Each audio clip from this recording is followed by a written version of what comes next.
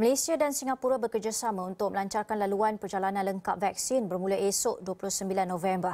VTL tersebut termasuklah laluan udara dan laluan darat yang bertujuan meningkatkan lagi hubungan dua hala dan ekonomi antara kedua-dua negara.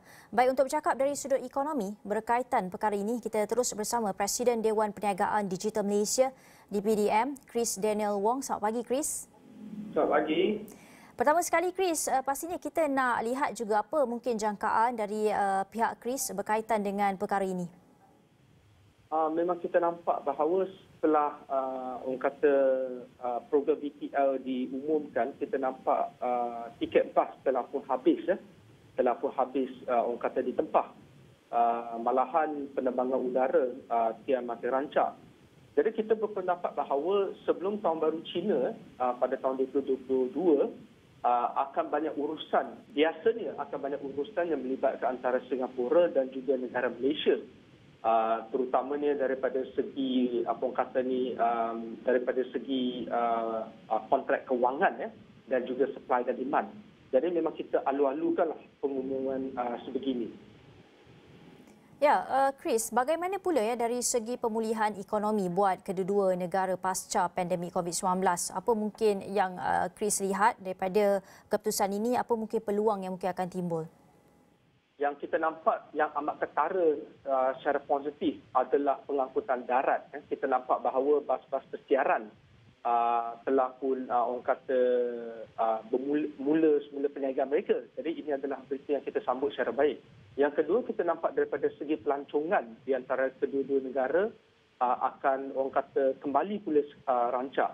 Dan selepas itu kita akan nampak pula industri-industri feeder yang akan turut orang kata diraihkan bersama, seperti industri F&B dan juga industri-industri digital. Juga orang kata kian rancaklah orang kata kerana kita nampak bahawa kedua-dua negara akan dikunjungi oleh warga Singapura dan juga warga Malaysia. Jadi demand ataupun permintaan terhadap industri demikian akan meningkat. Jadi kita berharap bahawa program VTL ini akan diteruskan walaupun terdapat kebimbangan varian baru yang akan muncul ataupun telah muncul setakat ini. Ya, Chris, kita juga difahamkan bahawa VTL ini juga akan diperluaskan ke Indonesia. Namun pada pendapat Chris, cepat manakah perlu perkara itu dilaksanakan dalam usaha kita nak rancakkan kembali ekonomi, terutamanya antara Indonesia dan juga Malaysia ni? Seperti mana kita faham, kita adalah rakan niaga yang amat penting pada Singapura dan juga Indonesia.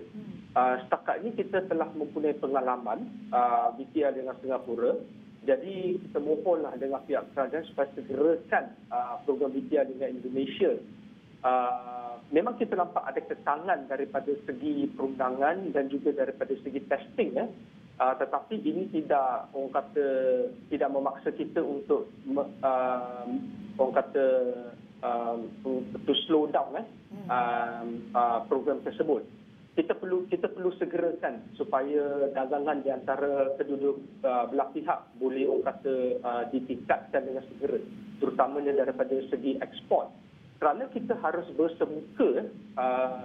bersemuka supaya kontrak ataupun perdagangan dapat dilancarkan. Memang tidak dapat dinafikan bahawa apabila kita menggunakan program aplikasi virtual, kita boleh orang kata bermesyuarat, tetapi ia tidak dapat orang kata nak replace secara fizikal. Kerana apabila kita bermesyuarat secara fizikal ni, kita dapat orang kata mengeratkan silaturahim, kita dapat memahami pihak yang kedua lebih mendalam. Jadi benda ni kita harus orang kata percepatkanlah. Jadi mungkin selain daripada Singapura dan juga Indonesia itu, Chris, dalam kalangan negara Asia Tenggara lain, yang manakah yang perlu kita dahulukan bagi VTL ini? Pendapat Chris. Selain daripada Indonesia dan Singapura, yang perlu kita ketengahkan dengan cepat mungkin adalah negara Thailand.